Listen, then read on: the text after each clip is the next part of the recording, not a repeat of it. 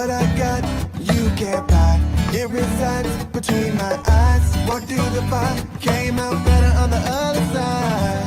See, life's like a beach if you find the sailing right now. I'm feeling like 100 grand. You are listening to Inspired Insider with your host, Dr. Jeremy Weisz.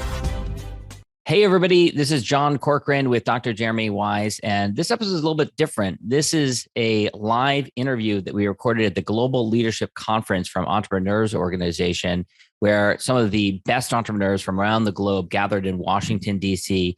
to share ideas and to learn about entrepreneurship. And of course, this episode is brought to you by Rise 25, where we help B2B businesses to give to and to connect to their Dream 100 relationships and partnerships, helping you to run a podcast so that it generates a referral pipeline and ROI. Yeah, I mean, John, after both of us have been podcasting for over a decade, the number one thing in our life is relationships. And we're always looking at ways to give to our best relationships. And we found no better way to do that over the past decade than to profile the people and companies we admire and shout from the rooftops what they're working on. And this interview is no different. So if you've thought about podcasting, you should go to rise25.com to learn more, or email us at support@rise25.com. Thanks, everyone. Enjoy the interview. Enjoy.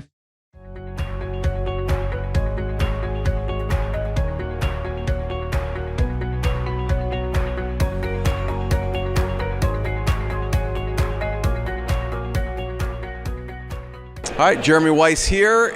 We are live from EOGLC, brought to you by Rise 25. I'm here with Anthony. And Anthony, tell people about your company and what you do. I am Anthony Standifer, co-founder and chief marketing officer of MC Group. We are custom product manufacturers and formulators of beauty and personal care products. We serve a bunch of small customers, indie brands that are looking to start or escalate their beauty or personal care business. And so we manufacture beauty products. How did you get into this? God only knows. I met a woman at another company. Always relates to a woman. No. It always goes there. I met a brilliant woman at the last place that I was employed like 9 years ago at this point. She had an idea of our company. She'd quit the job that we were at. As co-workers, she shared with me her idea. I thought it was the brilliant, most amazing idea. I was trying to be a friend at the time to support her and providing some ideas. And then she made me an offer that I first refused and said, no, I will not do this.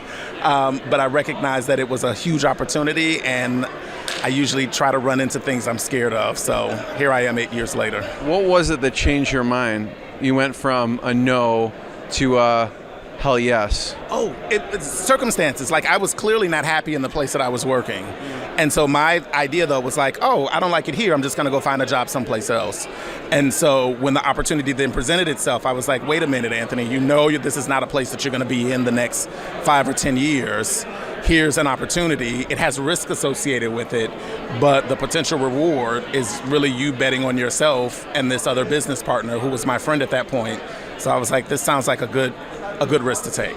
So talk about some of the products you make.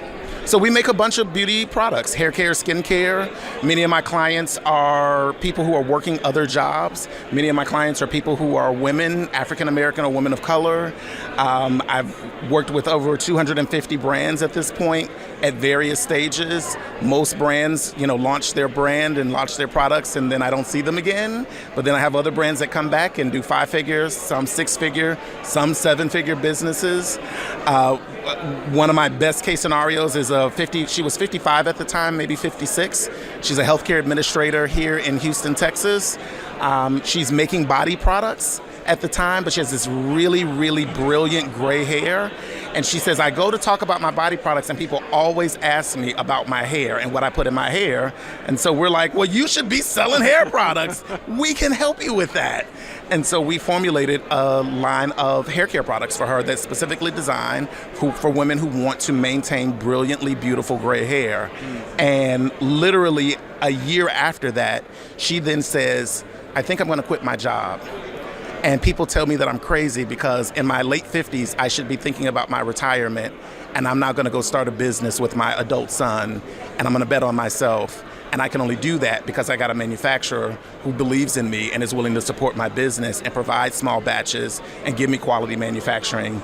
And to see this woman like soar in the marketplace, on QVC, online, doing amazing things is like the greatest feeling, because I know that our services were a part of making that vision happen.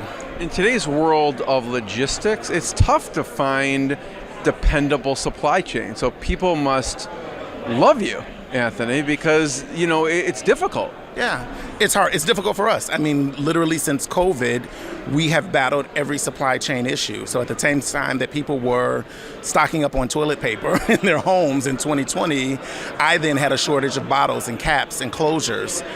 That has subsided, but it's 2022 now, and I'm still dealing with raw materials shortages and erratic changes. So things go out of stock just because it's Tuesday, and so we then have to pivot and adjust. But part of our model as a small manufacturer is to be agile and just as agile as our customers. So we do our best. And so we come up with conventional solutions of alternative sources, and then we come up with unconventional sources that says, like, listen, you may have to change the color of your packaging, or we may have to do a substitution on your formulation that won't impact performance, but it's going to be a noticeable difference, but will get you back in stock. And so those are the beauties and the beautiful thing about being a small business and working with other small businesses, is that we can be agile and reactive in ways that big companies can't. You mentioned, Anthony, people come at different points in their journey to you. Who is an ideal person where, like, if you're like, okay, here's the best person in their journey, that here's where they're at in their business, to come to? Who's an ideal client? Really anybody who's really ready to do business. Like, I don't shy away from first-time entrepreneurs, because many of our customers are people who are doing this for the first time. What I really recommend to folks is be prepared to do the work, hard work, consistently. Whenever a problem comes, be prepared to pivot and adjust no matter what. And so for us, the people who have been most successful are the people who have a tenacity that says, yeah, it was a really crazy situation the last 3 months, but I'm committed to showing up and doing the work. And so those are the people who do really, really well in our environment. Sometimes, and it's hard to pinpoint. Like, I've had people with brilliant ideas and they're super successful and they have the alphabet soup behind their name, and the first hard challenge that comes along, they go, I can't do this. I'm going to go back and sit at my cushy job and do something else. And I go, okay, well, no problem. And so those are not necessarily people that are always long-term successful in building their beauty brand. And so becoming a 7-figure multinational beauty brand is not something that happens with ease.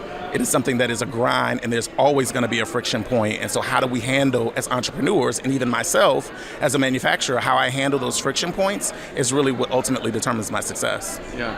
I mean, when I hear your story, I think Anthony is not a manufacturer. He's like business advisor meets manufacturing, because you're really helping these people be successful in business, not just like, hey, we can just produce your product, here it is. Absolutely. It sounds like. Absolutely, and that's part of what we wanted. As a core ethos when we started, there's other manufacturers that are out there, but literally they take your order, they ship you your product, and it's like, I see you when I see you, and that's not what a new business owner or an emerging, oftentimes underfunded, under-resourced business owner needs. And so our goal has always been to, in some way, occupy and operate as an accelerator or incubator for these smaller brands, so that they do get additional resources that are so desperately needed and not readily offered. So yeah, it's totally what we do. So let's talk about your shirt for a second, and tell me about it. Yeah, today we're representing Rosa Parks, and the whole idea that no or nah just means not today. And I think that there's tremendous tenacity in being able to say, nah. We were just at the museum last night, and there was a whole section around that. Yeah, it's amazing. I mean, our American culture and American history is rich with people and people of color who have said no and meant it, and taken the extraordinary steps of dealing with the repercussions of what no means. And sometimes no is just, okay, great, we're gonna go and move on to the next thing. And sometimes no means, I gotta stand here and deal with a bunch of crap that is gonna come along with my no today, but I'm willing to give that. And so when I see these shirts, I'm always like, yes, give this to me, because in many ways I want to take on a bit of that spirit myself when things come along, and I'm just like, no, not today. Anthony, thank you. Where should people find you online? Where should we point people to your website? So my company website is mseedgroup.com. I am available on social media as mseedanthony. That's Instagram, that's Twitter, that's Facebook, and Anthony Standifer on LinkedIn. Thanks, everyone. Thanks, Anthony. What I got, you can't buy. It resides between my eyes. Walked through the fire, came out better on the other side.